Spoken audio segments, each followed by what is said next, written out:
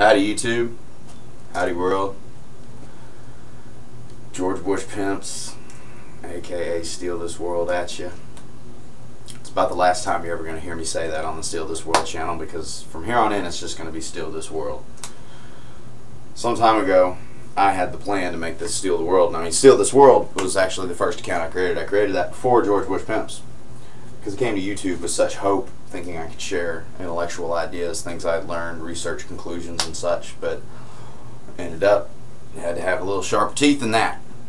I'm not going to let people think that just because I'm smart, or maybe I know a thing or two about a thing or two, that they can just run in on me, call me names, and they're going to hurt my feelers, because like I really care. So we're going to have to kind of start all over here. Look at some of those older videos that I used to have on this channel. And first got here, I was confronting people like the Destiny Cult. I had a little run around with them, explaining to them how their techniques are flawed. I had run-ins with many people. I mean, I used to watch a lot of Terence McKenna, the Robert Anton Wilson archives, a lot of deep thinkers. I spend my time just listening to hours of them on end. Paulie as well. It's just something we do. We like to listen to the greats. But I always listen to the greats, and I realize that we don't have so many of them anymore. There's years ago, you had so many people just walking around giving lecture after lecture after lecture, sharing good, raw truth, getting ideas out there, starting debate so that we can open up discussion on these things, so that we can start to direct the flow of evolution of the society which humanity has constructed for itself. Because as physical beings, we're not so much evolving anymore as our technology and our society has taken over those realms of evolution for us. So it's kind of fallen by the wayside, the fact that we can consciously and mentally evolve ourselves, not as a race, but as individuals. And it's that particular fact that we'll be getting into with this video series. Some of it's going to sound like religion. 10,000 years of history and such that we could be going over, and there's just no other way to describe some of these things. It may sound like religion, but let me tell you, it's not religion. We will very deeply delve into exactly what gods, angels, demons particularly are. Because something very specific that there are. You've been hoodwinked into thinking there's something that they're not. They do exist, but we're going to explain to you how. But first, before all of that, the wizard or the occultist, the witch, the person who would study, perform, enact ritual magic, no matter what system they may be using, and that is from the lowliest jungle shamans to the highest Illuminati priest, all function under a main principle.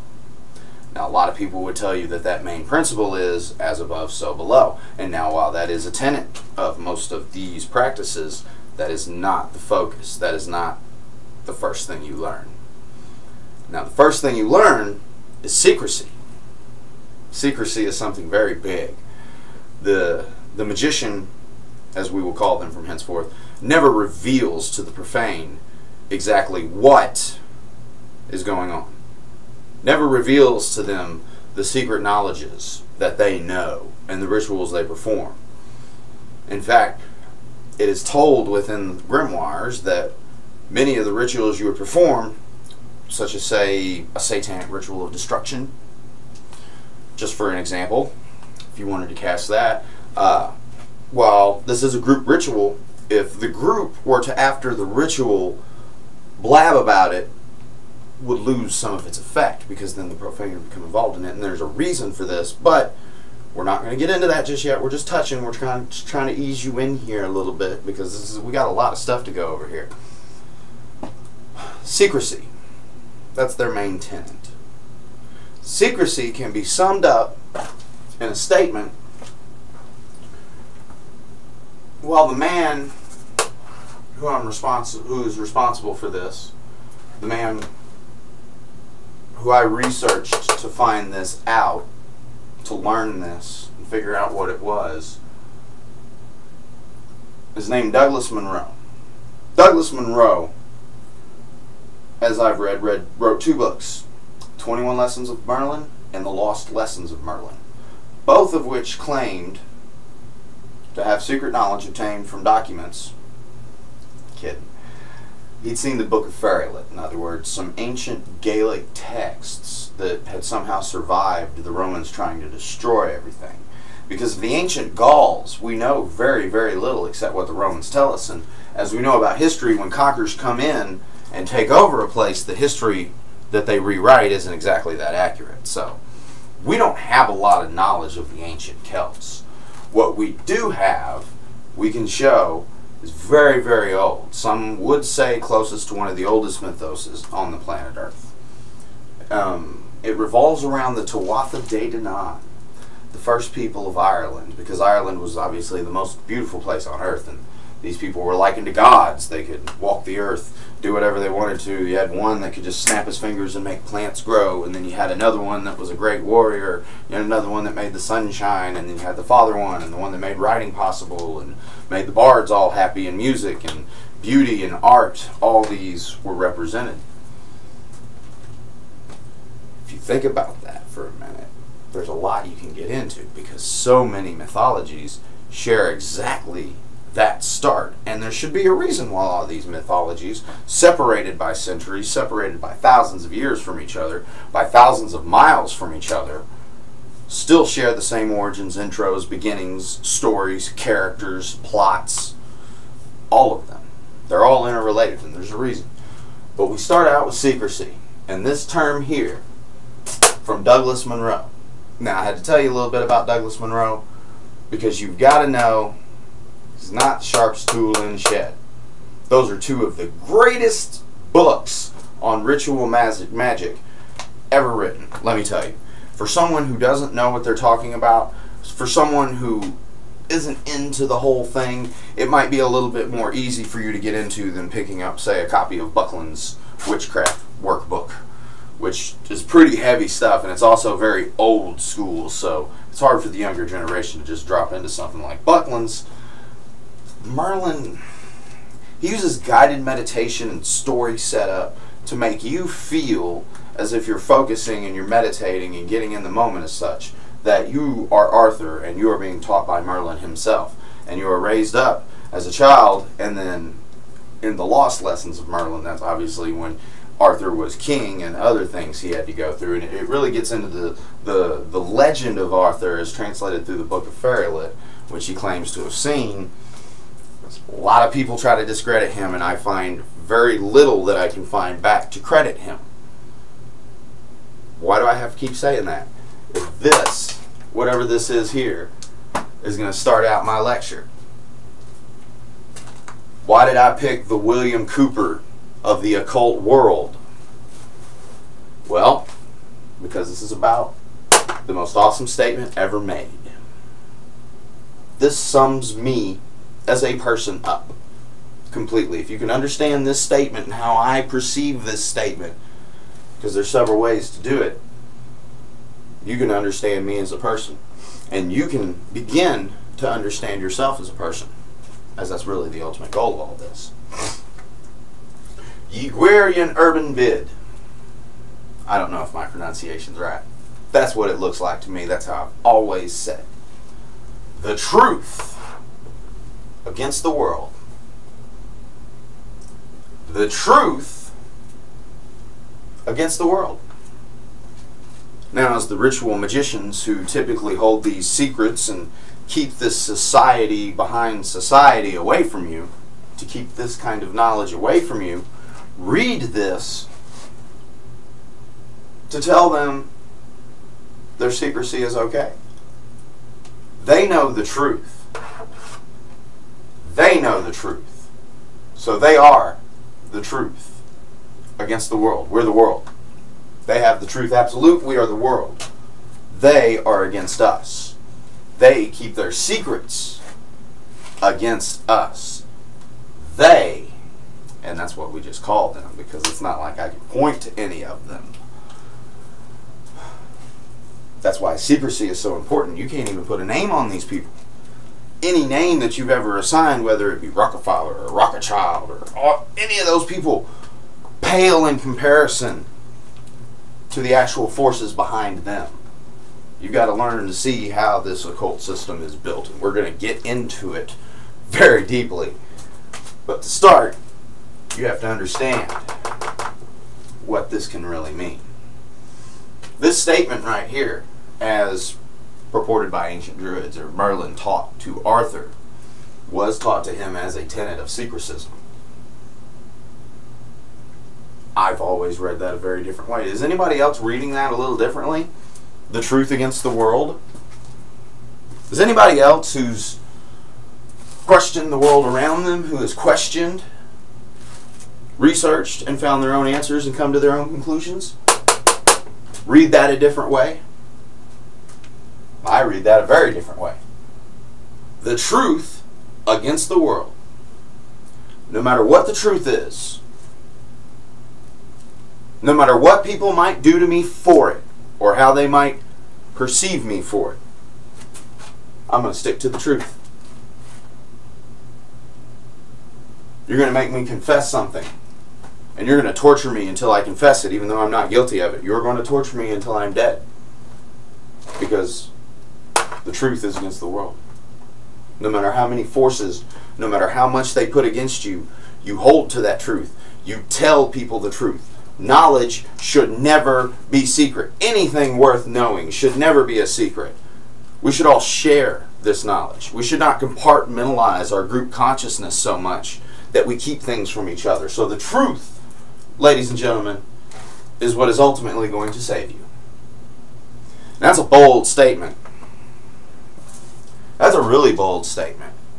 And if anybody's followed me online before I started doing videos like this, before I started doing things like the George Bush Pimp Show, you would understand me as a person, how that relates to me. Because when someone wants to drop my address, I give them the real one. Because it's the truth. I wouldn't let you tell a lie about me like that. Okay? When someone wants my name, I'll tell you I'm Sean Merriman. And as a matter of fact, that's why I said from the beginning, that's the last time you're going to hear that intro. Steal This World is the name of the concept. We are going to steal this world back from the people who took it from us with the truth. And you can just call me Sean. If I'm doing something on the George Bush Pimps channel, that's a different aspect of my personality.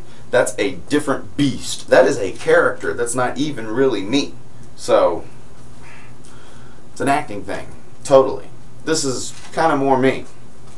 Anybody that's ever been in the blog TV, y'all are kind of what inspired me, I guess you say, to start doing this, because people ask me to do it all the time, and I don't do it that much on YouTube. But when they get to ask me questions in the blog TV, they know I know, and they want me to keep going, and then I'll go on blog TV for 2 hours without recording something, just explaining this stuff to people. So we're going to put it down on video for you. And you can just call me Sean, because this ain't about hijinks. This ain't about getting trolled. This is about the truth. So, just to be raw, let's share with you some truth. Because if somebody like me is going to stand in front of this nasty underground bunker wall with a $7 dry erase board that he didn't even buy an eraser for, just has some toilet paper up here that he's going to wipe it off with. I live with a family, Paulie and Abby. Y'all know that. A lot of people try to come and make fun of me for that, but I live with a family. My mother died when I was 27, 28. My father died when I was 19. I did not know about my father dying for a further 5 years after it happened. Family, I have family, but we've been so far disconnected that the amount of time, effort it would take to re-establish those bounds as far as we've become separated is just is personally unrealistic to me. Sorry for any that may be watching this video. It's just been so long, and you know, there's no hard feelings anymore, certainly, but it's just too big a gap to bridge right now. Not something, it's just not terribly important to me. So some raw, as a child, anybody that maybe would listen to my brother who's come out on YouTube, and you can obviously see why it's such a big gap to bridge.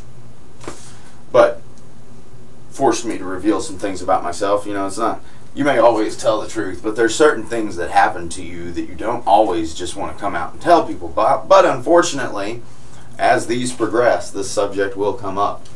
And since I have to show you the truth, the first thing I have to do is be honest about myself. Okay? As a child, I spent a lot of time in psychiatric hospitals. When I was 6 years old, I started becoming very, very rebellious after about first grade in school. Kindergarten, I did very well. Kindergarten was very easy, but once they put me inside the control structure of a classroom, that's not working for me at all. I have several letters as part of my diagnosis as a child, all of which I understand now, as the entire time I was locked up in their system, I was studying their ways and what they were using to judge me, because I was a very, very smart child when it came to reading and learning. Two things I was very good at. Math, not so much, but if you could put it into a book, I could read the shit out of it. Now, there got to be just too many things after my name, I guess. Sean Merriman diagnosed with oppositional defiancy disorder, intermittent explosive disorder, attention deficit hyperactivity disorder. Well, maybe we should put him into some place for observation. So I went to my first psychiatric hospital, just barely 7 years old, about to turn 7 as a matter of fact. It was the Psychiatric Institute, Fort Worth. Spent 6 months in there. In that time, I was introduced to Jesus. Can you believe that? 6 years old, 7 years old, Mama had told me, well, I'm an Episcopalian and your father's a Baptist, but you don't even worry about that until you're older. Wasn't something she wanted me to be concerned about. Completely kept religion away from me. This dickhead sits me down on his knee. Never to say how this dickhead was touching people. But dickhead sat me on his knee and said that I seemed to have a lot of problems that he thought Jesus could help me with. Who's Jesus? You know, long explanation. Basically, as a Christian, he just threw his whole religion on me. Kind of person that I am, even as a small child, I would test your theory. So, I went through the biggest temper tantrum ever. And I don't know if any of you have ever been institutionalized in any kind of way and familiar with the practices that go on within there, but you get something called a restraining. Restraining is when 5 adults struggle to keep a 7-year-old boy down until they can sedate him and put him in a quiet room. My test of Jesus Christ, the ultimate power according to this guy, was to go running down the halls naked, screaming like a jaybird, until they restrained me. They were restraining me. During the restraint, I screamed as loud as I could, "Help me, Jesus!" Just like the guy told me I could do anytime I needed help. Help me, Jesus! Jesus didn't help me. Tried it one more time. Obviously, Jesus didn't help me. 5 adults still struggling to keep this little 6, 7-year-old boy down. It's the truth, people. After that, they started wondering if I was some kind of religious freak. I had to be forced to explain to them that the attendant had told me this and that I was testing his theory. They didn't think that was cute at all. They didn't so much care about the attendant telling me that. It was me testing the theory. I wasn't supposed to do that. They started putting me on weird therapies and late night sessions. I've done sleep deprivation. I've been in a fucking restraining chamber for fucking 14 hours without food or water. Shit they do to 6, 7-year-old kids in there is bullshit. Just let me tell you that. And that wasn't my first one either. Champus, the insurance company, the Air Force provided to us as, sorry if I forgot to mention that my father was in the Air Force for 20 years. Lived on base until that time we moved there, yeah. Because that's just when we'd moved out of Virginia that they started letting me see the therapist and stuff. And then we were transferred to, I believe, I can't remember the name of it. It's Carswell Air Force Base in Fort Worth, right before it closed down, really. And That's where Dad would ultimately retire. But that's where they put me into the first one. And Dad had a lot of problems right when he got out of the military too. He mentally was not the most fit person. He was in the same institution I was for a moment, for different reasons and on a different floor. But they were making sure to like keep us separated because they were more scared of me doing something to him. So Champus ran out, sent me out of the hospital. You're cured. Like I said, that's the first one. Second one, and then later, as to my knowledge, it was investigated by the FBI for insurance fraud, for mistreatment of patients. Several statements were taken from my mother. They were not allowed to talk to me. But needless to say, this was not a good place, and I don't believe it's there anymore. So, anybody else, maybe, leave a comment below if you were ever in the Psychiatric Institute of Fort Worth. Maybe we hook up. Maybe we hook up. If y'all remember me, little seven-year-old kid in the hall.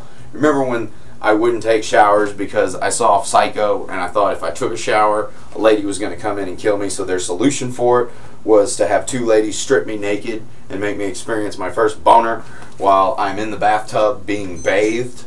Like, they were like, if you're not going to take a shower, we're just going to let these nurses bathe you. Okay, I'm 7, I'm not stupid. It's funny, y'all. Gotta tell the truth. I can go into more. Anything y'all would ever want to know about me, I could tell you. Like my brother told everybody I was molested when I was 12 years old and how it was my fault and it made me a prostitute. But let's not even get into that. Please, let's not get into that. But the fact is that we have to be comfortable with the truth. We have to be comfortable with ourselves. And if we can be honest with ourselves, as ultimately that little voice in your head, you cannot lie to yourself. You know better. But you have to be able to be honest with other people. And that's where humanity is falling short right now. Because they're too scared to do what I just did and tell some really deep shit about themselves. And I'm not the only one that has stories like that. It's not like there's normal people out there who haven't experienced trauma as children on one form or another. Some people have experienced more and some people less, but we all have stories like that. We all have stories that when we tell them, we feel like we're opening ourselves up in a certain way, and maybe that the person listening to us has gained some kind of insight into us, and it makes us connect. That's what the truth is. And if you're not starting with this entire big picture of the Rockefellers, the Rothschilds, and the Alex Jones, and the destroyers of the earth, just start with yourself. Truth against the world.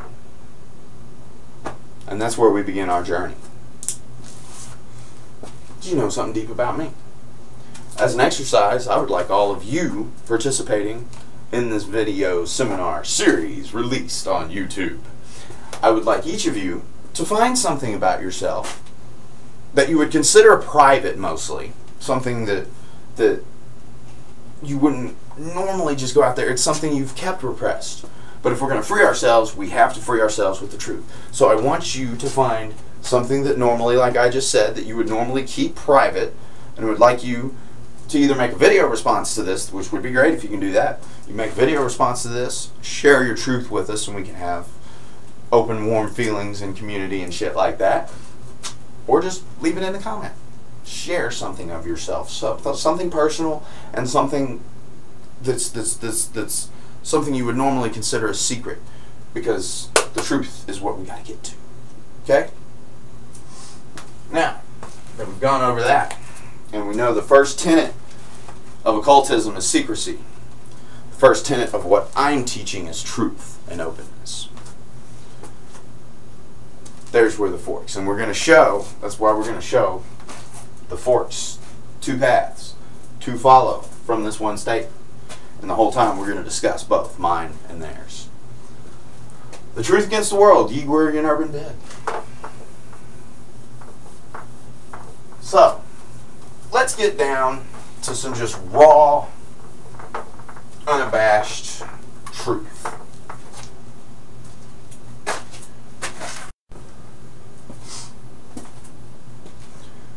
Okay, so we've gone over the truth. We've gone over the world. We've gone over how to start an open dialogue with our inner selves by being honest about something that we normally keep a secret. And what do you move on to then? Well, I like to start my way at the beginning and work my way back to the future, so to speak. So, this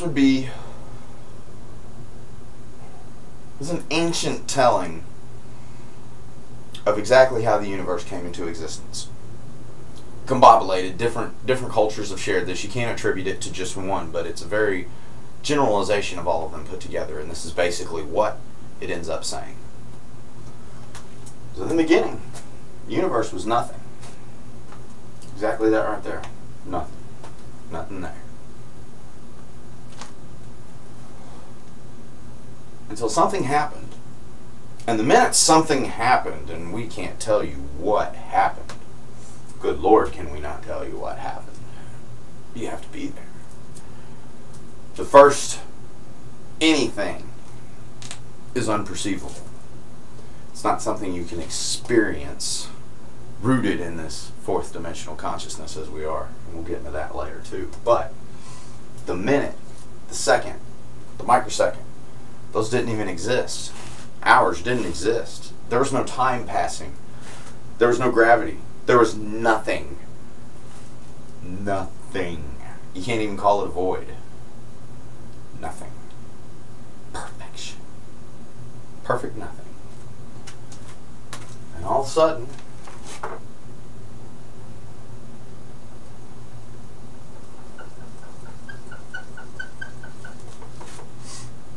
something happened. Something was created. Didn't have to be any bigger than the smallest, minute, microscopic, invisible particle that there is. Didn't have to be anything else. The minute this happened is when it all started. Time began at this instance. And all it took was one particle. Now the ancients knew something. Well, I've heard a Vatican professor say that you can't have science in Christianity, you can't have science in the Bible, because the modern age and the Bible age were separated by almost 2,000 years. But there's science, and let's call it mythology. Because mythology, ritual, ancient religions and societies taught these things to people. Had understanding of it. And science, as long as it took, is coming around to start proving those ideas right. Because what do we know from science? The Big Bang. It all started with one particle. And exploded and accelerated. And is still accelerating to this day. So science proved that right. Here all these years later. Something else the ancients knew. When that particle was created, something else was created at the same time. It wasn't just the physical universe and the forces of nature created within that particle. As quantum physics has begun to teach us, we know that at the most subatomic levels, the particles that are experienced there change behaviors when they are perceived. In fact, without perception, some of them don't even exist, and therefore matter cannot form. Consciousness, ladies and gentlemen. Consciousness. The moment something happened and there was something inside the nothing, there also had to be a consciousness to perceive it. Else there would have been nothing there. This comes to a chicken and an egg kind of question. So which came first? Consciousness or the particle? It doesn't really matter which of them came first, because they both play equal precedence into each other. One can't exist without the other. So it doesn't really matter which one came first. But as the one particle, the universe, as it was then, became aware. This took microseconds. As it became aware that it was something, this void around it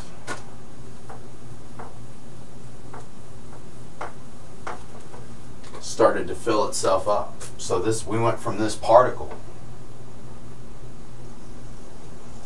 to that particle expanding its borders.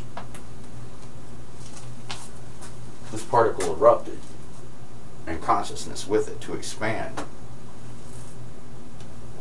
and create the reality space that we call the universe as we live it. All the galaxies, all the stars, all the planets, all the moons, all the galaxies, everything. From one particle. Not only did the universe expand, consciousness expanded with it. Consciousness being tied into every particle being created in this huge blast. Every particle having consciousness tied with it. The universe expanded to fill its borders as far as it could, so that there was no more nothing.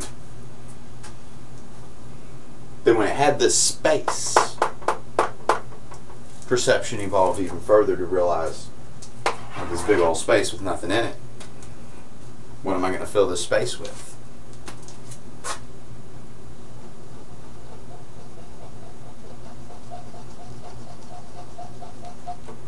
Itself. And therefore you have one of the most basic symbols of creation, the universe, as everything and nothing. Well, everything and nothing. Consciousness, perception, these were the tools, these were the catalyst that led to the creation of the universe. You can't have the Big Bang without consciousness. That opens you up to a lot of questions about what consciousness is. A lot of people think they know. Hell, I think I know, and I'm going to tell you what I think I know. And I don't want to be rude to one person's form or another, so I won't go off debating other issues and other people at this time.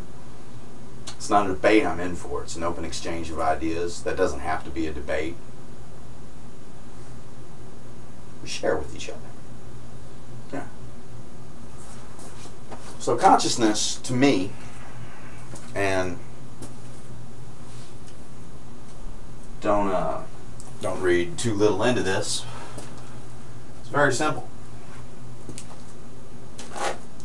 We know, not only from science, but from experience, how we feel. Everything in the universe is made out of the same stuff. We can even make a chart that'll fit on this wall that show you all the stuff in the universe. There ain't much more outside that stuff on the periodic table. I'll tell you that. Because it all starts out basic. If you have the basics, you can build anything. You know what I mean? The building blocks of the universe and physical matter are very, very basic. But they all constitute the same thing. They're energy. Nothing more. Matter and energy are equivalent. Matter contains energy. That's all it is. Without energy, matter doesn't exist. My boy Bill Hicks would say that all matter is energy condensed to a slow vibration. It isn't too far from the truth, exactly. I mean, that's pretty much exactly the truth. But this energy is not quite as large, not quite as expansive as we may think. It's not so far off that you can never get to it. It's also very individualized and it's very localized. We all share the same energies. Quarks, a particle I'm sure some of you are familiar with, exist without space or time, even within the cells and the structures that they are contained in subatomically. They do not follow the rules of space and time. They change when you perceive them. Quarks inhabiting my body, the billions of quarks, trillions of quarks in my body, are in trillions of locations, are in trillions of time-space.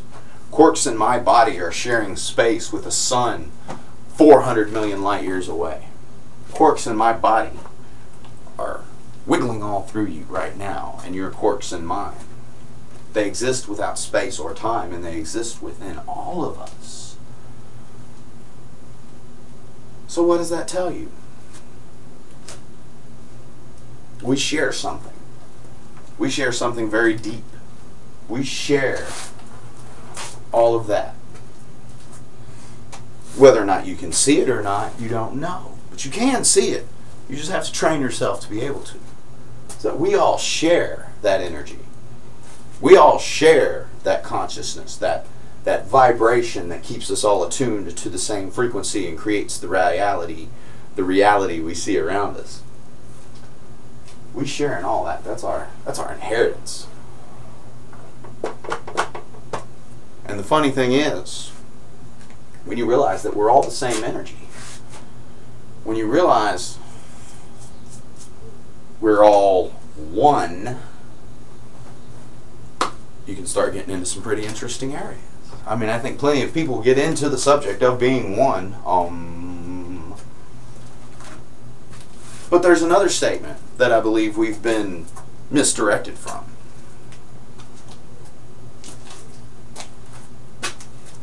It goes back into this symbol.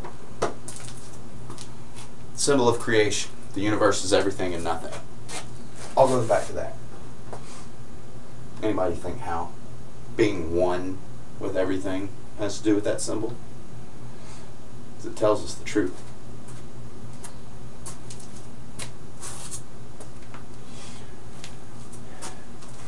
The secret, my friends, and the trick is that we are all the same energy.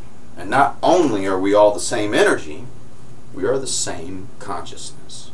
The same consciousness that created this universe and filled up its borders and created everything and nothing is the same energy that allows us to perceive it. We are God, very literally. We created ourselves. And we created ourselves first as one. And then in order to experience our creation, fractured ourselves into infinitely small consciousness rings, best way to describe them, so that we may experience our creation and become whole again. It's a cycle. The source sends out parts of itself into the universe it created to experience life and feed the eternal wheel. It's what it's all about, experience, infinite experience. This isn't something that ends. Consciousness does not exist without something to perceive. Matter does not exist without being perceived. And that's the fundamental tying together of the entire universe is that there is, that these two things need each other. And those two things are balanced perfectly within conscious beings who are able to manipulate the reality around them, who are able to manipulate the perception around them, who are able to build spaceships that go to the moon. I mean, come on.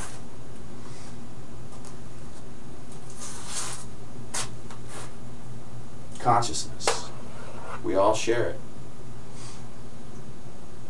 Now you hear tell of the great Metatron, the overlying consciousness substructure that controls this portion of the galaxy's sub-soul groups.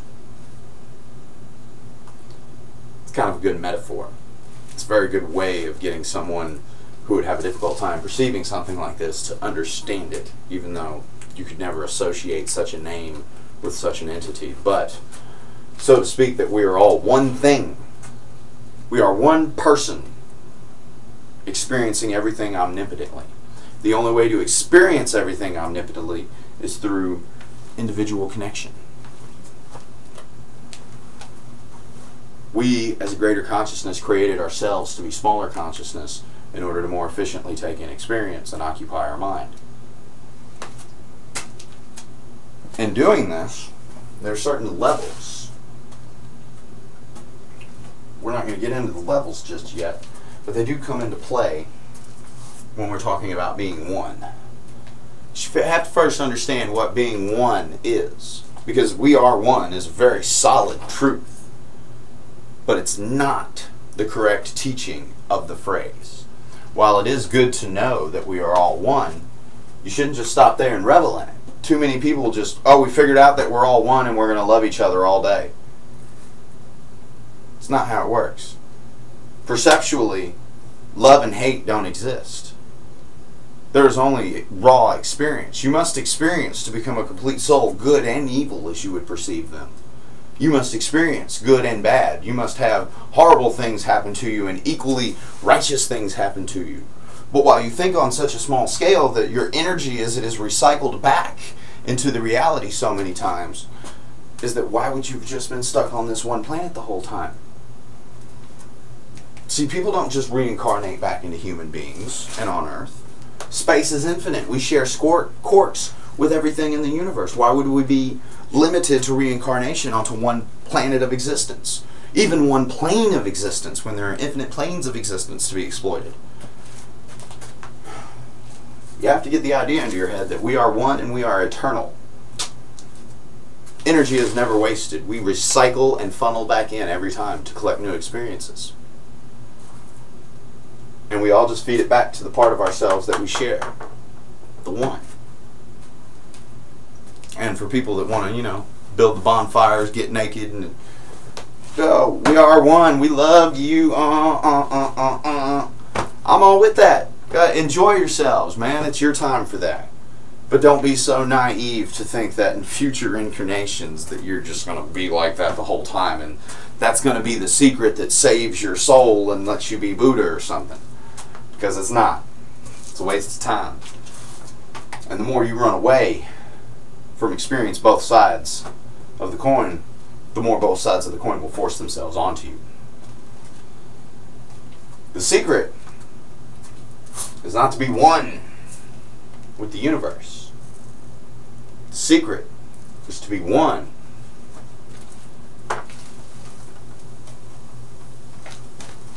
individual. Know thyself. That's the second tenet. And we're not going to argue that. If you seek to understand the whole universe, ye shall understand nothing. If you seek to only understand yourself, you shall have understanding of the entire universe. Wise words. If you're going to get into the topic matter of occult ritual practice, you have to understand that. Know thyself. If you listen to what I just told you about being one, you would understand how those play in together. Why knowing yourself and being an individual would be the most important thing.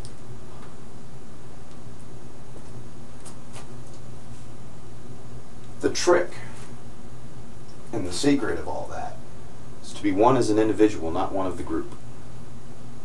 Someone who is one as an individual can control their own energy. Someone who's one as an individual doesn't have to consciously be directed and controlled by the rest of all of this. While this plays into your eternal soul, this is also the same fundamental concept that plays into how the powers that be would control us as individuals. Know thyself. Goes back to telling the truth earlier. That's you got to be honest with yourself. Even if you don't want to be public and share the truth with somebody, I would like for you to have an introspective moment and share the truth with yourself. Open a dialogue and communication with your higher consciousness. And it's just experience. Seems terrible now. Imagine a million years from now when your energy is still recycling back in the kind of shit that can happen to you.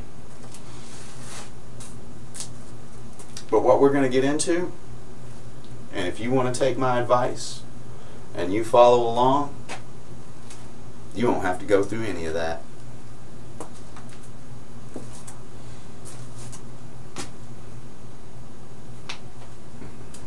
Being quiet, a little mischievous there. Because at the end of all these videos I'll be making like this, tackling different subject matter leading into it, that is where we're going to find some really interesting things. Really interesting. Because see, it's already just giving you the basics starting you out. I'm already arguing with so many known standards, and I'm already going to have so many people coming at me with disagreement that's not even funny. But I ain't telling you nothing but the truth as they know it. The powers that be. This is the same thing they do. Same thing they know. It's the same thing they use to control you, because whether you know it or not, this is still the fundamental operating principle of the human being. This is what makes everything go. So we're all one thing, omnipotently experiencing all of creation, meaning not just this planet, the entire universe. The entire universe. It gets to be real confusing when you realize that there's a lot more than just one of you. But within your reality, which is exactly what your life experience is, your reality. While we are here, we do not share open source communication with the source, with the universe. We don't have that. There are ways to open that dialogue up, but you're never going to get it in the raw, unedited format as you do, say, when you pass away and your energy becomes recycled. That energy, your consciousness, is expelled out of this physical, material form to go back to the source and then come back out again. That's the most raw you will ever be. That's the only time you really have open communication with it. There are ways to reach this source otherwise, and we'll get into some of those later. But otherwise, you will never have as direct and open as communication as you do in that moment. It makes you feel kind of small sometimes, but it should also make you feel very, very big when you realize what you hate in other people. Let's be honest here. What we hate in other people. Is it okay to hate? It's healthy to hate. I believe hate to be a very healthy thing. As I said, I don't believe in good and evil as such. I believe in responsibilities for actions. Responsibilities for actions are the only thing that keep me within the bounds of good and evil as a society dictates, because I do have understanding enough that the people around me have enough of a moral guideline about them of stuff that we all agree on, and I am willing to agree on as well, because there are responsibilities for those actions other people have put on you. Because there is responsibility for everything that we do, and we force this responsibility on each other, and we realize that we're all one thing. It does seem kind of petty as to why you would hate. Or does it? Like I said, we're opening a dialogue with ourselves and we're being honest. Is there anything you hate about yourself? Something you'd like to change? Because that's kind of where the relative thing comes in with self-hate. Is that there's nothing wrong with you, there's nothing that you can hate enough that you can't change something. Really. So, what do you hate about yourself? What do you hate in other people? And if you start to look at both those things, you'll start to see they have a lot in common. If you love something about yourself, you will find you drawing that into yourself through other people.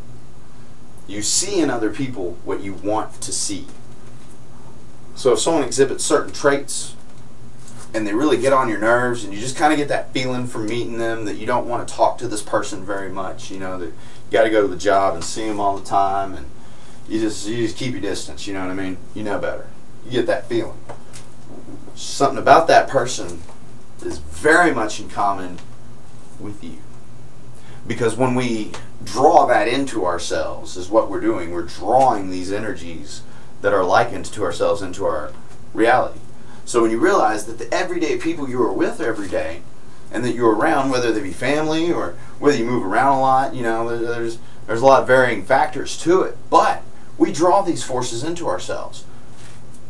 So when you're around someone all the time that you hate, they're put there so that you can confront, experience, and healthily let go of that hate. And I said healthily. Because if you don't experience it as a person and you don't understand why you feel that way, you'll never learn the lesson from it. And you'll just keep having to do it over and over again. But in the end, if there is one, none of it matters. Because we've experienced everything as one thing. So what does that have to do with it being an individual? What does hate have to do with being an individual? Well, I'll tell you something.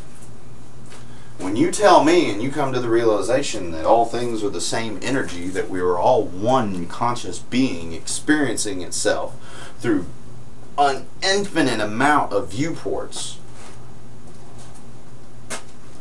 and that when we die, we recycle and come back,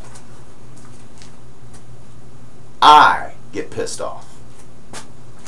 Why? Oppositional defiancy disorder.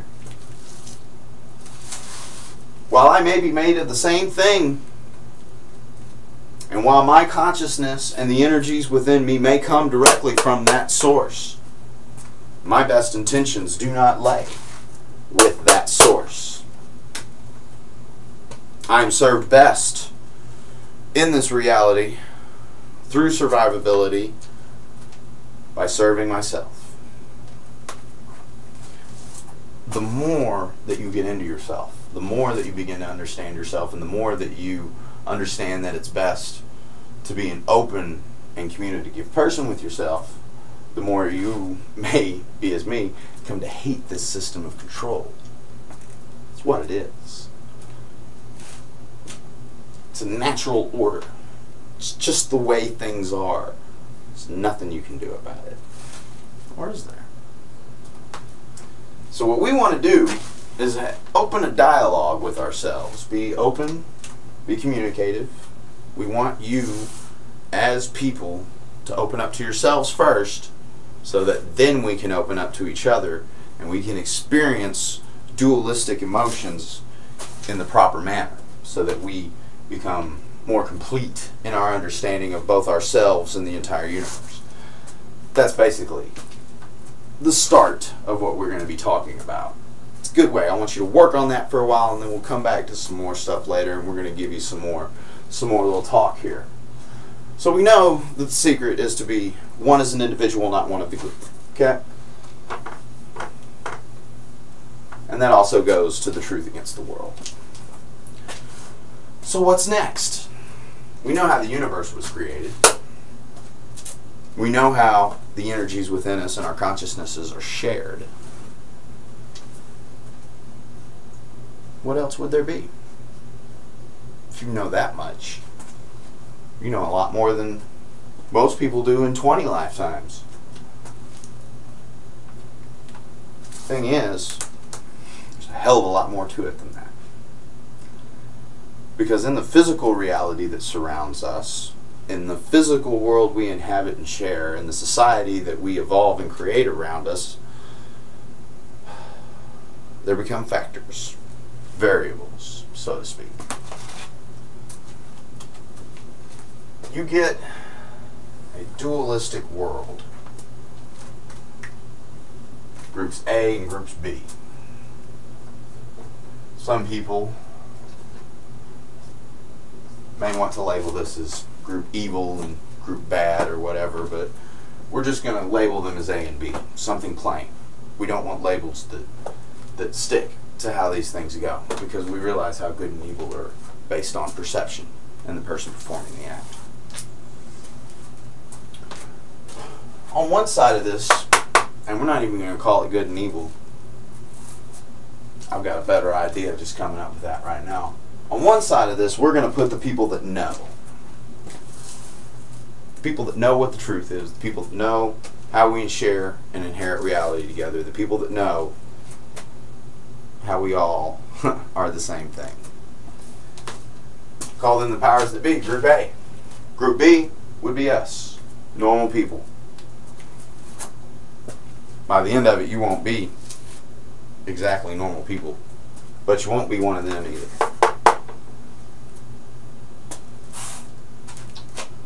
This side here, what do they value? Power. They want it more than anything. Power. Power through money. Power through control. Power. And how do they get it? We're all the same thing. How can just one person direct one thing off its track like that? You can't. Unless us be lust for power. What does it require out of us? Lack of knowledge.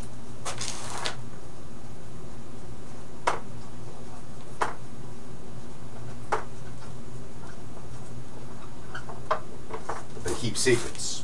They don't like to tell you things. For them to be in power, we have to be stupid.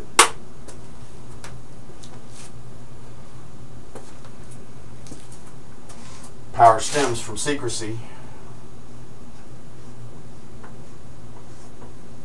How do they obtain secrecy? Here's where it gets good, and some of you Freeman guys are going to like this. Because it comes down to this. Power of a name.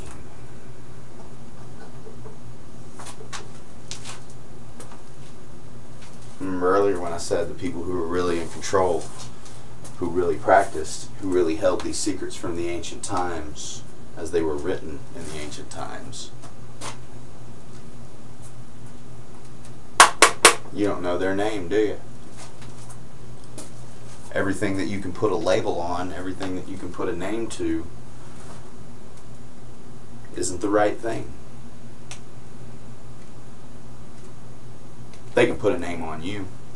They've got your name. And in having your name, they have power over you because they have identified you. Identifying you enters them into the system. Once they identify you, do whatever they want. The first thing a ritual magician would do in drawing a circle around himself and summoning a demon, so just for example, it could be anything that you were summoning. All summonings go about the same way, as whether you are summoning angel or demon, there is equal danger in both. We'll get into more what those are later, but just for now. The first thing that the ritual magician would do upon trapping said demon would be discover its name. It's not just going to tell you its name either. Not at all. Now the magician has 3 names. A given name, a chosen name, and a secret name. I don't have a secret name. I do have a chosen name. I have a given name.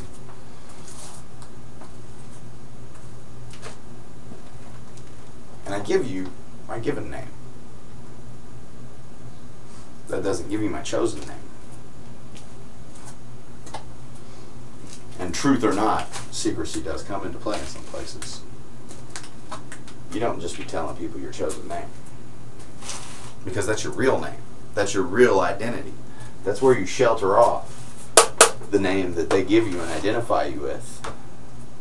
Shelter that off from the rest of all their boundaries. And it's yours. And they don't control you by name. First thing you would want to do is get the demon's name. Once you got the demon's name and tricked it into it, you would have complete control over that entity. Absolutely goes for us. You can't tell me the name of one single person and directly show me evidence of that person involved in these kind of practices. Show me a lot of internet articles. Show me a lot of forum posts and stuff people said. There's no real documentation. There's no real proof of any of it. And unfortunately right now, that's what we need is proof. So you're faced with the dilemma in that the people who hold power over you through your name and by your lack of knowledge, you can't identify them. How are you ever going to have power back over them if you don't know their name, when that's how they keep power over you? Even if you can create a second name and shelter your real self within that so that they don't have conscious control over it. Well, that's not an easy thing to do. Do you really need to? Secrecy goes into playing keeping the power. Power is the ultimate goal. How do they obtain power? Not just through the name. That's where the tenet of secrecy comes through. Their power is from our lack of knowledge. If we did not exhibit a lack of knowledge as a whole, then all of this goes away. All of this goes away. There's no longer a line. We would be equal to them. We would know their names. They would know ours, but we would know theirs. And they would not have such control over us. Power of a name is the power of the individual. Know thyself. Individuals are more important than you think.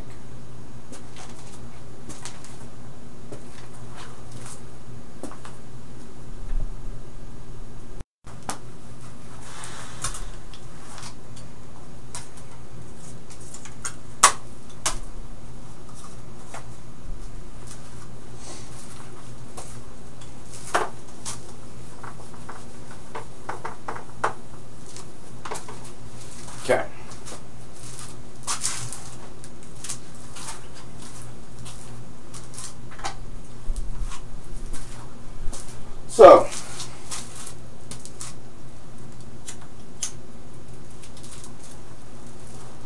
So we know what we've learned so far. We've learned So we know what we've learned so far. We've learned that the truth, ultimately, is what will set us free. As if we can tell ourselves the truth and we can tell the people around us the truth, we will be able to free ourselves from the secrecy. We will be able to free ourselves from the power of the forces that use these things against us by reclaiming the power of our names.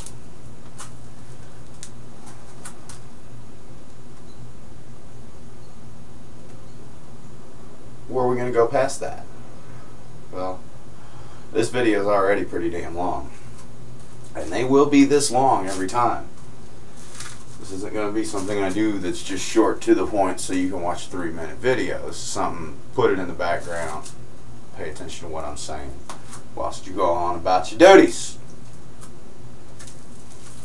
So you say, Sean, I would like to claim power as an individual. I would like to break myself from this group consciousness and be one as an individual and not as one of the group. And I say that's great. That's what every human being should aspire to do. Every living creature that has a consciousness and power within this earthly prime material plane that we exist in should have that as their goal. First thing is to take power back for yourself. We each have a name. We are given at birth. My name at birth was Sean Henshaw. Just be an example of how names go. I was born Sean Thomas Henshaw. Don't know who my father is. There's no one listed on the birth certificate. Never met him. I know of him, but being that I've never met him, he's just a sperm donor. Doesn't matter. If you're out there and you're secretly a millionaire or something like that and you want to make up for that fucking childhood you gave me, go ahead and send some cash. Anyway, I was born Sean Henshaw when I was 2 years old, and this is just to show you how hinky your given name is, because it can just change and maintain the same power. But it's not really you. My name was changed to Sean Merriman.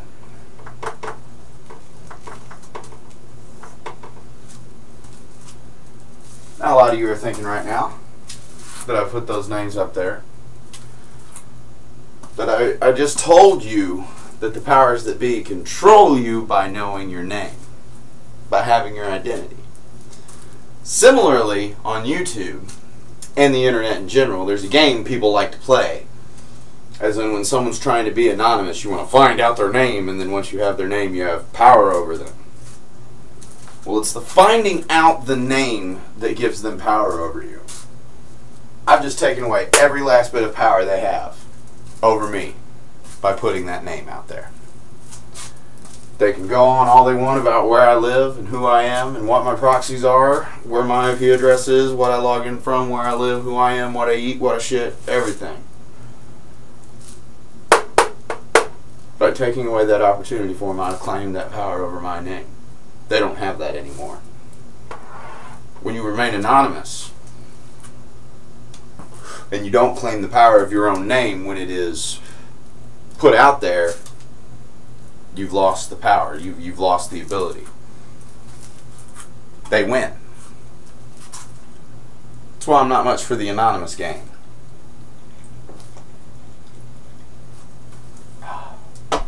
I enjoy the ideal. I like the idea behind it. Even some of the people I've talked to within it. And while we may share some of the same political beliefs and tenets, this is where we differ. I've claimed the power of my name. I'm not going to let somebody else take that from me. Now, as far as the powers that be go, they have complete control of this, because this, of course, is their invention. You can call it whatever you want, Capitis, Dominus Maximus, all that good shit. None of that matters. This is like God Dean Clifford told you. All that is bait. That's a presumption of law. They presume someone's just going to come in and fit this role for them and do what they want. There's chosen names. There's secret names. My chosen name,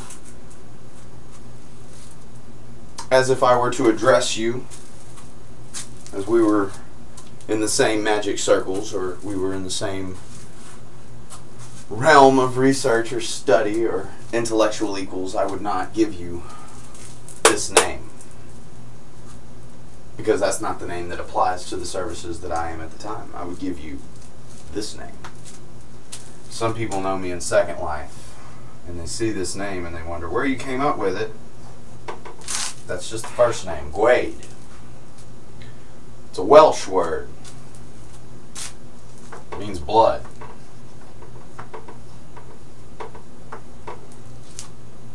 Of my chosen name, my last name, is Afun. It means river.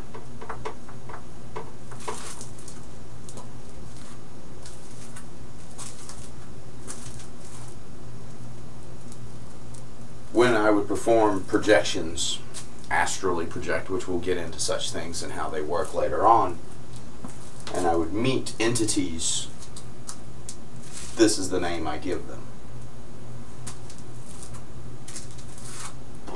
When I would meet a man who worked with me for 6 months that we never realized the two of us studied in the same circles, sort of, as I was an independent researcher who studied all, and he was a degreed member of the OTO, the Ordo Templi Orialis.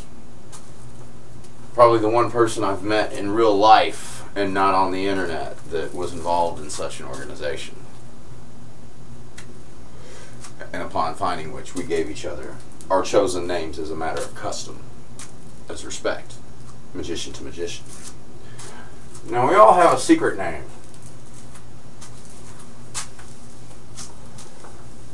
Your given name is given to you when you were born, or by legal documentation when you were adopted in some way. It can be changed, because I was skipped over the part where my name was changed to Merriman when I was 2 years old, because my father adopted me at 2, not my birth father. And then you have your chosen name, which you pick for yourself. It should represent something of yourself, and you would say, why do you pick Blood River? And the Welsh language. Blood River is kind of what I feel like I swam up to get here. It represents everything that I feel I've had to go through to have the clear thoughts that I have, to have the clarity of vision, to see the way I do. That Blood River is responsible for my being. And that's what I chose. I'm Guaidafum. Guaidafum. Guaidafum. You say a whole bunch of different ways. And you know that, on Second Life I'm Guade Blackheart, of course, not Guaidafum, or they just call me Mr. Guade. Because I see Second Life as a technological astral projection of sorts. But we can get into that later.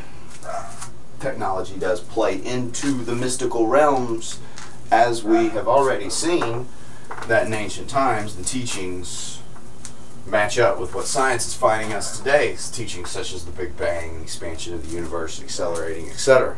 Consciousness, perception, all that. And what we're going to touch on briefly here, before we finish the lecture here, we're just going to touch on this briefly, because it's something that a lot of people get wrong. I feel like they do anyway. When they go into the statement of as below, or if you want to do it appropriately, let's do it right. Let's do it right.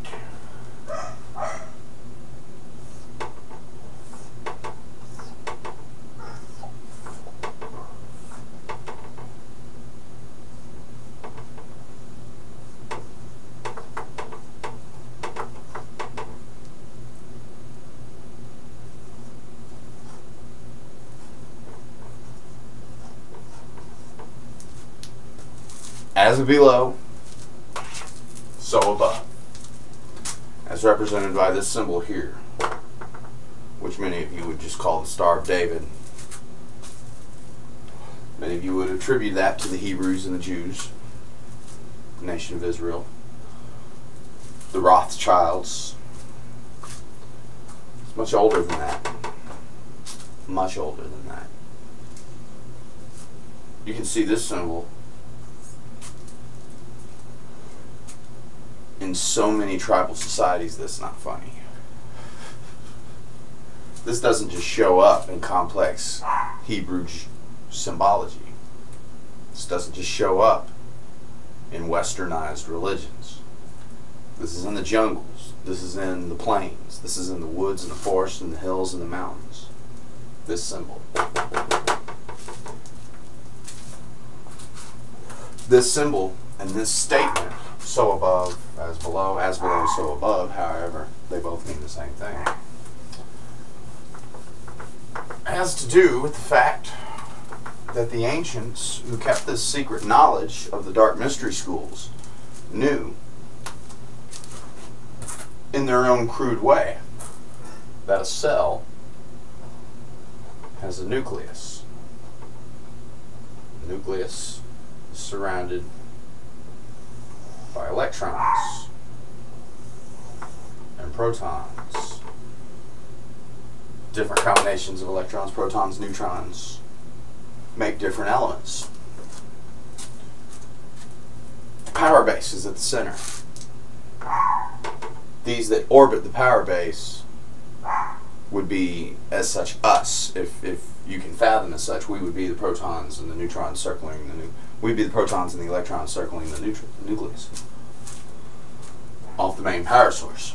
This shows you an outlay of kind of how consciousness is, and if you notice, it kind of looks just like the symbol we started with, the symbol for creation. You have the individuality at the center. You have the split consciousness revolving around the outside. This is how everything looks at the subatomic letter at the very bottom. What else does that look like to you, though? Not just our symbol that we started out with. This can also be a solar system, can it? It could be a solar system. It could be a city layout. It could be many, many different things. As below, so above. As we look lower and lower and lower into ourselves and deeper, we will find that whatever we find there shall be mirrored and reflected in the larger picture. That is to say, that in the microverse, the rules and laws inherent there shall be perfectly reflected within the macroverse. Your worldview is not going to change that. It's not something that's perception, that's hardcore, that's fact. Everything follows this kind of paradigm, even us. Think about your local substructure, your city that you live in. Think of the paths that you walk every day. You are orbiting central locations, not realizing where that central location is. You are orbiting. You are going within predetermined paths that you don't realize. You are following your energy's conduit, so to speak. And these orbital paths are that conduit.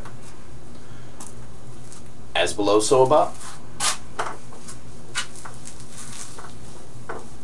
Well, scientifically being proven now, because the microverse reflects the macroverse. If you didn't know that, I don't know.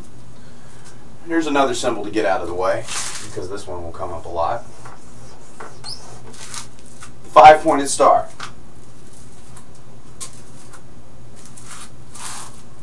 That means a lot of things to a lot of different people. This isn't about symbology, because we will have an entire one of these about just symbology. But what is that really? Where did it originate? And what is it? Well, I can tell you that you'll have the Christians who will tell you that is a symbol of Satan, symbol of witchcraft, symbol of pure evil. This is one of the symbols your Luciferian master overlords use to control you. You ask a Wiccan, and they will tell you that this is a symbol of protection. This is a symbol of warding off evil. This is a symbol of good.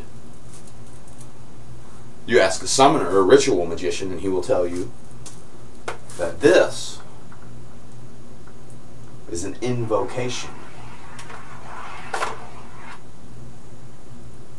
Say that with me again, an invocation. There are two types of summoning through ritual magic. That's evocation and invocation. Bringing in and expelling out. If you turn this upside down, you would have a Satanist symbol, the actual Satanist symbol that Anton Sansador LaVey, the only person who ever made a Luciferian religion, a real Luciferian religion that worships Lucifer, even though it's more of a metaphor than anything, but still, for all the hootenanny that goes out there about satanic sacrifice and people killing each other and Luciferian Satanists ruling the world, the only satanic organization that's ever officially existed that worships Satan is the Church of Satan, founded by Anton Sansador LaVey. I don't know if you're familiar with his work. Look into it. It's worth looking into. I personally, I would skip the Satanic Bible. I'd go straight to the Satanic Witch. That's my personal favorite. But that is also a symbol that can be shown like this, because this is where it originally came from. Not only because you say it's a star, but how often do you look out in the star and do you see perfect 5-pointed stars? You don't really. What this is, and forgive my crude drawing, but it's a symbol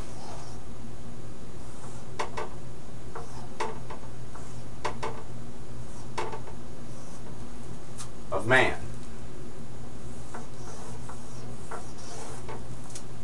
Head, arms, and legs.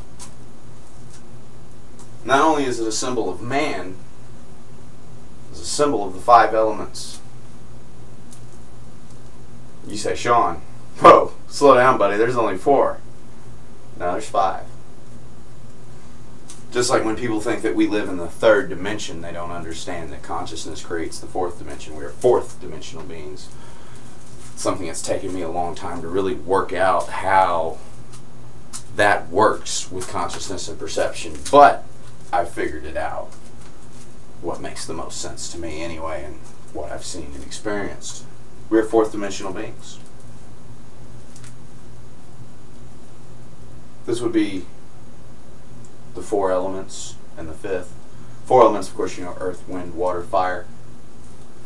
5th element can be many different things, depending on what you want to describe it as.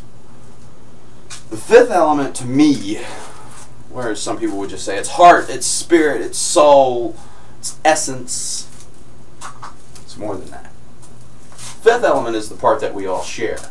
The fifth element could be called the Akashic Record. I don't know if anyone's familiar with what the Akashic Record is, or if they're familiar with perhaps the works of Rupert Sheldrake, who proponed the theory of anamorphic fields genetically affecting behavior patterns and evolution. Acquired memory, things you're born with. The Akashic Record is everything that's ever happened. The Akashic Record is information programmed into our genetic cores, information programmed into our consciousness that we all share. Not everybody has the eyes to be able to look at it. And even when people do have the eyes to be able to look at it, doesn't mean that they're going to be able to tell thing one about what it says. This is, like I was saying earlier, apart from giving up this fourth dimensional physical body and ascending into the spirit worlds after death, you don't communicate with the source. This is as close as you can come in life as communicating with the source, but it's, I mean, a lot of ritual magicians and ascended masters through the years have claimed to have read the Akashic records.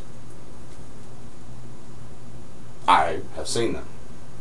I know that they're there. I know what purpose they serve. Couldn't read shit.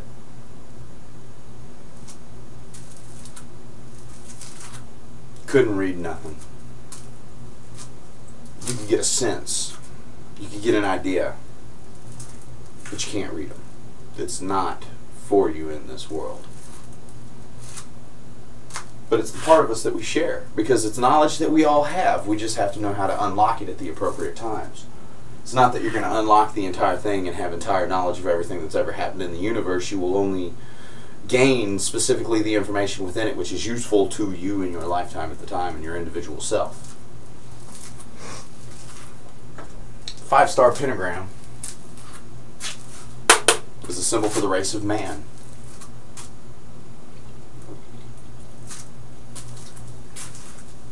Now, to briefly touch, we have to discuss a little bit of mythology real quick to understand what the race of man is compared to other races in the universe. The closest we are going to be coming to understanding other races in the universe that we as human beings have already had contact with, yet do not in our present state either remember or recognize that these events happened, though we listen to the stories of our ancestors and we listen to what they have to tell us, we'll know that it's already happened.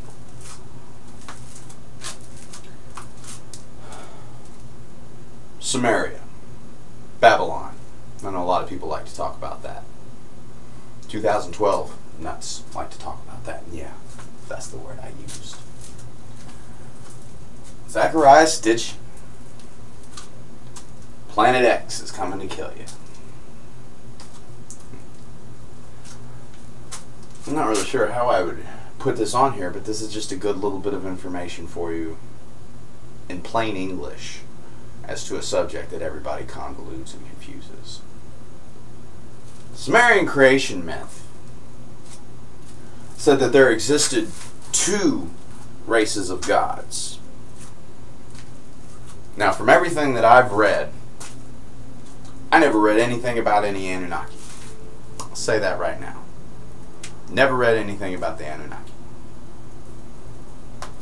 The word Anunnaki, as I can see it, and forgive me because I do forget the exact word, does have relation somewhat to a race I did read with, and that is the Watchers, but the Watchers come later. We're concerned with 2 races of gods.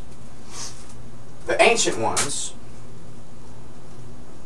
who are the darkest, meanest, evilest monsters ever to roam the cosmos.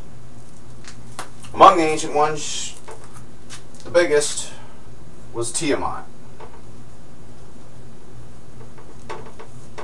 You Final Fantasy players will recognize that name. Final Fantasy does like to pull a lot of names out of mythology. Tiamat was the great dragon. Tiamat was the most hideous, deformed, monstrous creature ever to exist, and she gave birth to all horrors ever known.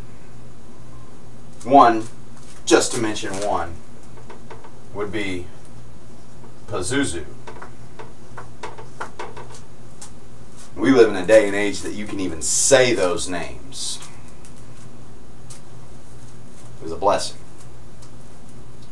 Pazuzu, some of you may remember, is the demon from The Exorcist.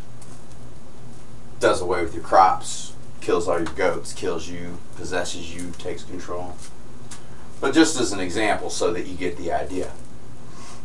And then on the other side, and they're the ones I'm explicitly more familiar with, you had what was called the Elder Gods, which were the good children of the Ancient Ones. These were still children of Tiamat, but they were not as deformed, they were not as monstrous, they were more advanced. Elder Gods consisted of many. There was Inanna, there was Ishtar, there was the king, the Ra, the Zeus, the Lu from Celtic, was Marduk, or Marduk, however you like to say it. The Elder Gods made war against the Ancient Ones. The Ancient Ones did not inhabit this planet. In fact, this planet did not even exist yet. The Elder Gods on their own planet made war with the Ancient Ones. This war erupted across the galaxy. And after lots of war and great loss, it ends by the mighty Marduk defeating the evil dragon Tiamat by shooting a flaming arrow down her throat. Upon defeating Tiamat, he split the dragon's body in half, creating the heavens and the earth.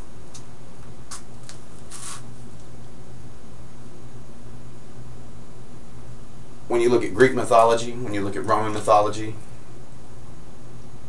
and you think of the story of the Titans, the father of the gods, the parents of the gods, and the Elder Gods, which would be the gods, this is in every single mythology. The Chinese have their own versions. The Japanese have their own versions. The Celts even, in explaining the Ancient Ones were the Pthumerian giants, which came from the sea. The Norse also share this with the giants as well, the frost giants. And the Elder Gods as the Tuatha De Danann, children of Danu. Danu being the great mother goddess of the Celtic line. But we're going to see this story repeat itself over and over and over. And if you take literal sense of it, we know just in general in their sciences.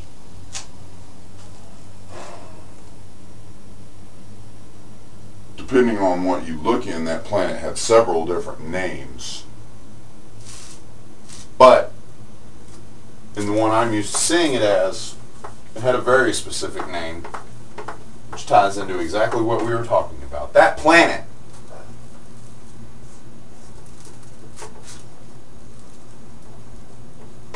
was Tiamat. Tiamat existed in this solar system. What we see here is the dividing of Sumerian science and religion, to where science teaches literally that there was a planet named Tiamat that was destroyed, carved in half. The remnants of it did not become the moon. Not alone, anyway. The moon and the earth together, according to these teachings. Now, this is not at all any kind of fact. I'm just telling you what the thing said. Tiamat was a planet in this solar system ripped apart by the war between the Elder Gods and the Ancient Ones, was cleaved in half to create the earth and the moon. The planet that everybody tells you the Sumerians said is going to come and get you is not Nibiru, it is Tiamat. Tiamat was destroyed before the Earth's creation. Earth didn't even exist when this place did. And you know what? You're walking on that planet right now. After its destruction, resettled into orbit. It's a molten mass with an orbital satellite. That's just what their stories say. And when you start to look into these myths and you see how much all of the different mythologies share this kind of symbolism, and the Sumerians were kind of the ones that had scientists and religion. Normally they were the same thing. Sumerians had both. So they have several different kinds of texts you can look into that span all of those. Now, Sumerians aren't even as old as you can go, but that's just a good example for how people misunderstand things and how a simple idea can grow out of control. Now, I've gone over a lot. I know this is, I gave ground rules really on the ground to get you for what the kind of stuff that we're going to get into.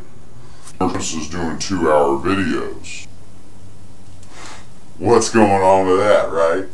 Sean's up here with a whiteboard trying to explain, and he ain't talking shit about nobody or nothing. He's just talking straight. So that's the kind of thing you got to get ready for and used to, because that's what I'm going to be doing.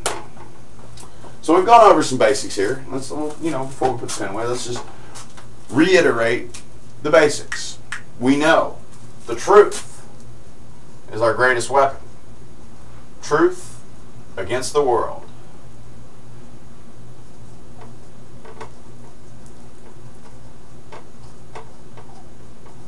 We know truth against the world. We are going to tell the truth no matter what. We're going to keep to the truth, and the truth will keep you free. This truth will set you free. We know, number 2, that their main tenet is secrecy. We know that they maintain power through secrecy by keeping knowledge from us,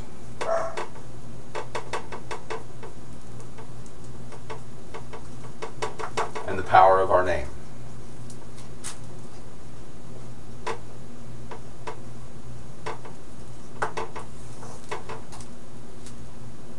We also know that the microverse is reflected in the macroverse perfectly. We know that individuality, know thyself. If any lesson I want you to take away from this, it's that.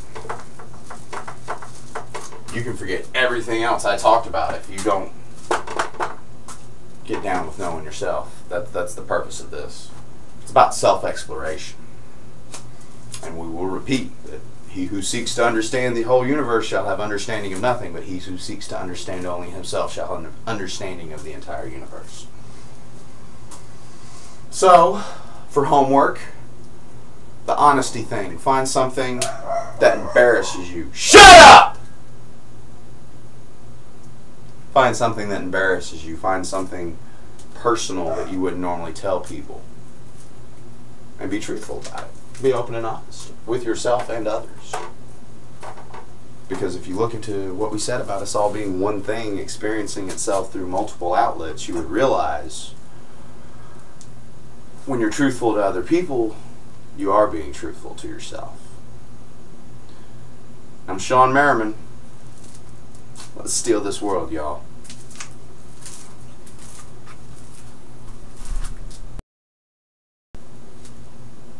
We also know that the microverse is reflected in the macroverse perfectly.